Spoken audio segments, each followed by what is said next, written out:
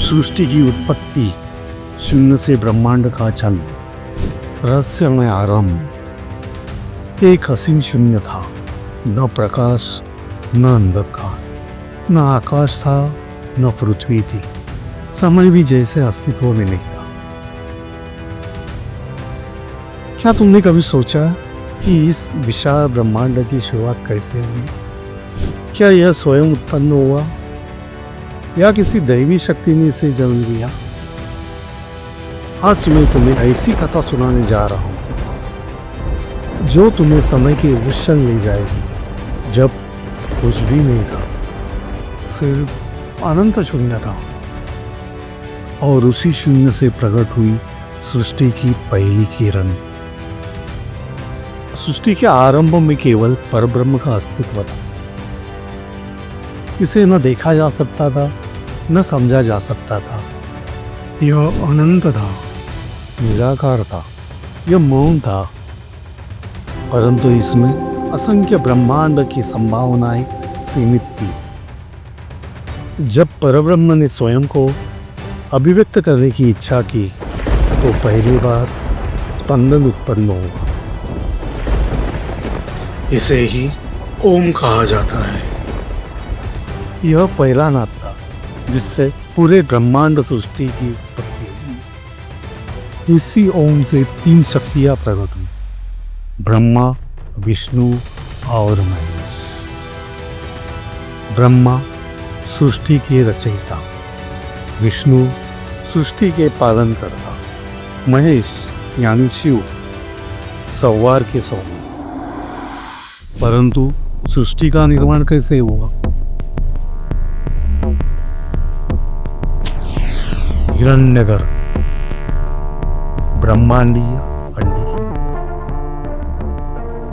ओंकार नाद से उत्पन्न हुई ऊर्जा से एक दिव्य सुनहरा अंडा प्रकट हुआ। इसे हिरण्यगर्भ कहा जाता है। यह अंडा हजारों वर्षों तक शून्य में स्थित रहा। अचानक यह अंडा दो भागों में विभाजित हुआ। एक भाग से आकाश बना और दूसरे भाग से पृथ्वी बनी। बीच का स्थान व्याम कहलाता है। ब्रह्मा ने इस नए बने ब्रह्मांड को आकार देने का आरंभ किया, जिससे दिशा, ग्रह, नक्षत्र और देवता का निर्माण हुआ। परंतु यह ब्रह्मांड तब तक अधूरा था जब तक इसमें जीवन नहीं था।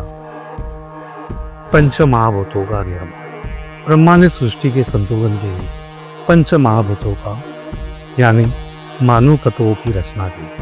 आकाश अनंत और शुद्धता का प्रतीक, वायु गति और जीवन शक्ति का आधार, अग्नि ऊर्जा और प्रकाश का स्रोत, जल जीवन का पोषण करने वाला तत्व, पृथ्वी भौतिक अस्तित्व का आधार। इन्हीं तत्वों से संपूर्ण चराचर जगत की रचना हुई।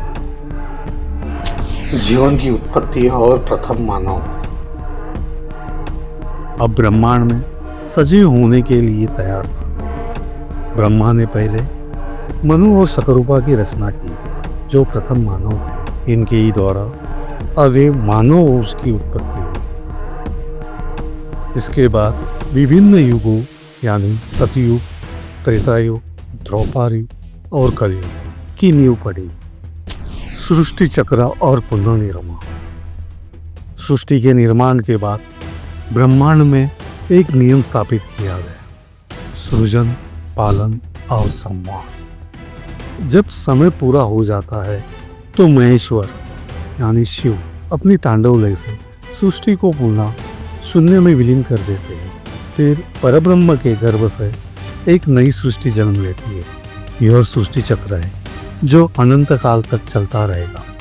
इस प्रकार शून्य से ब्रह्मांड की उत्पत्ति हुई और यह चिरकाल तक चलता रहेगा।